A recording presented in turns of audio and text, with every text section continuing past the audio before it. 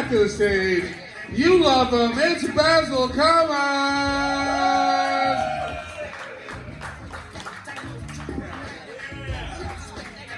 Thank you so much. I'm not going to do the same jokes. By the way, your grip, I think I have arthritis after shaking your hand. My God. I went to the fish hatchery, and the first time I've ever been to the fish hatchery, I was really excited. The story of the salmon and their mating and all that is just amazing. And if you don't know the story, well, millions of salmon travel thousands of miles against the tide, against the stream, just to be with their mate so they can spawn. And the moment they spawn, they die. I mean, it's both romantic and sad at the same time, but that's not the full story. The full story is really 50% of the salmon actually die after they spawn. 25% of them pretend to be dead because they don't want to cuddle afterwards. And the final 25%, they never even get to spawn because their mate takes one look at them and says, "Not tonight, I have a headache." Oh, thank you. Let me repeat it. I have a headache. First time I had sex, I was scared, I was nervous, I blew it. I blew it big time. You see, the dog came with no pump. I just broke up with my best friend.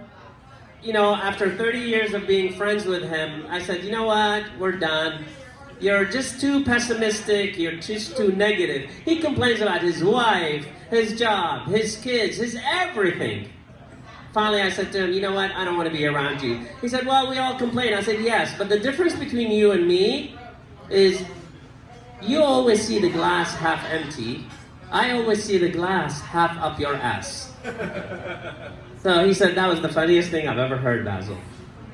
I met a girl. And we were talking, and I asked her, what do you do for a living? She goes, well, I am an exotic dancer / porn star. I'm like, oh. She goes, don't judge me. I love the job, I love the hours, I love the money. And they promised me a raise as long as I come on time. I said, okay.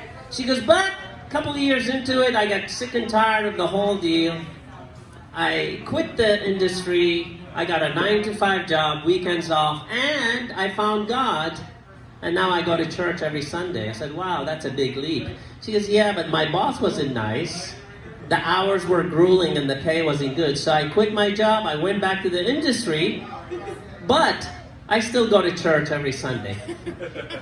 She goes, does that make me a hypocrite? I said, no, that makes you a born-again Christian. She goes, if you have a fantasy, I'll fulfill it for you. I said, okay, I notice you have really high arches on your feet. I want you to wear your highest heel shoes, your shortest dress. I want to take you to an Italian restaurant. When the pasta arrives, I want to fill your shoes with pasta. Start walking. I want to see pasta gushing out of both sides of your feet. She said, do you have a foot fetish? I said, no, I have a foot fetishini.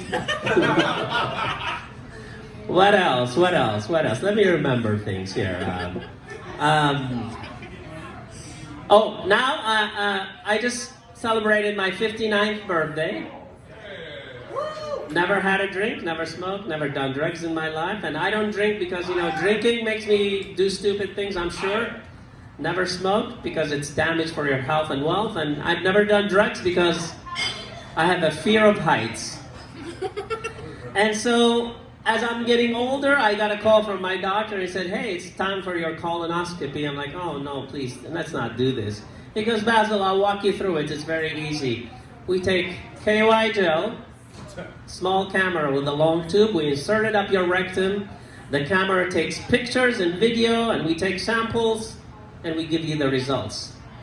I said, okay. He goes, do you have any questions? I said, honestly, I lost you at KY gel, but what you're trying to tell me is a peeping Tom will be driving the Mars rover up my rectum. He goes, you're not ready for this. What I'll do, let's do this. Let's start with 6 sessions of colonics. Go cleanse your colon, try it, and then come back. I said, okay. Here's a referral. So I called Stephanie, the girl who does the colonics, very sweet girl. Now, thank God she's cute, because if anybody's going to insert anything up my rectum, at least it's a cute girl. So she puts it in, same thing, KY gel, first time, second time. After 6 sessions, she goes, Bassil, it would really help me if you would write a Yelp review. I said, yeah, sure. She goes, I'm new in the business, please. I said, okay, yeah, of course. Immediately I go on Yelp and I say, after 6 sessions with Stephanie of colonics, I came away with one conclusion and one conclusion only. I am not gay. 5-star reviews post. She calls me, she goes, thank you for taking the time, but, would you please elaborate a little more? I mean, that's nice, but, tell the people a little more. I said, I apologize. I really wanted to do it right away. I didn't want to forget. So I did it. But you know what? I will edit my post. She goes, I appreciate it. So I edited my post and it read like this. After 6 sessions of colonics with Stephanie, I came away with 2 conclusions. I am not gay, and I'm not bi or curious either. So one day I was going to start a cleaning business, a topless cleaning business. I figured, if it doesn't work, at least I won't worry about losing my shirt. This is one of the... What do you call a guy whose left half was amputated? Oh, no. I blew that joke. Let's forget that joke. What else do I have here? I don't know. I can't think. When you need jokes, you can't think of any. Oh, I play golf now. Now that I quit soccer because, the mind is sharp, but the body is not. I started playing golf after not playing for 20 years. And so I went, and I have this love-hate relationship with golf. I enter the golf course a proud, a strong man. I leave a scared little boy. And you'll find me in the parking lot in the fetal position crying like a 9-year-old schoolgirl. And I belong to the Ono Club, if you're familiar. Does anybody play golf here? Nobody plays golf. Wow. Yeah. Oh, okay. Well, not close enough, but that's okay. Yes. I belong to the Ono Club. Every time I hit the ball, I chant, oh no. At least it's in the fairway, 30 yards away. I walk when I play golf, not because I need the exercise, but because where my ball goes, I need a 4-wheel drive.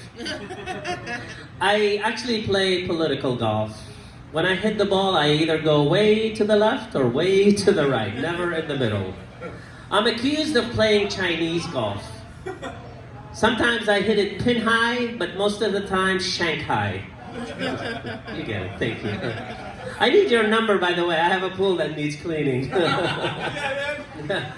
And every time I finish with my golf game, I go to the lost and found and I said, hey, I lost 20 balls. They're white with dimples. And they say they're all white with dimples. I go, yeah, but mine has a scared look on its face. Most of my balls end up in a halfway home for battered balls. Let me tell you how bad of a golfer I am, seriously.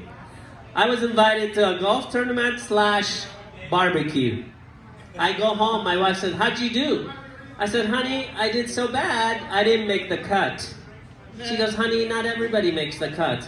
I said, no, you don't understand. I did so bad, I didn't make the cut for the barbecue. They said, go home, stop at the Wiener Schnitzel. No barbecue for you. All right, it's an addiction. I want to quit, but I can't. But I'm going to quit. Thank you so much, folks. Thank you. Appreciate it. You have been a breath of fresh air. Thank you. Bassil Camas, everybody. All right.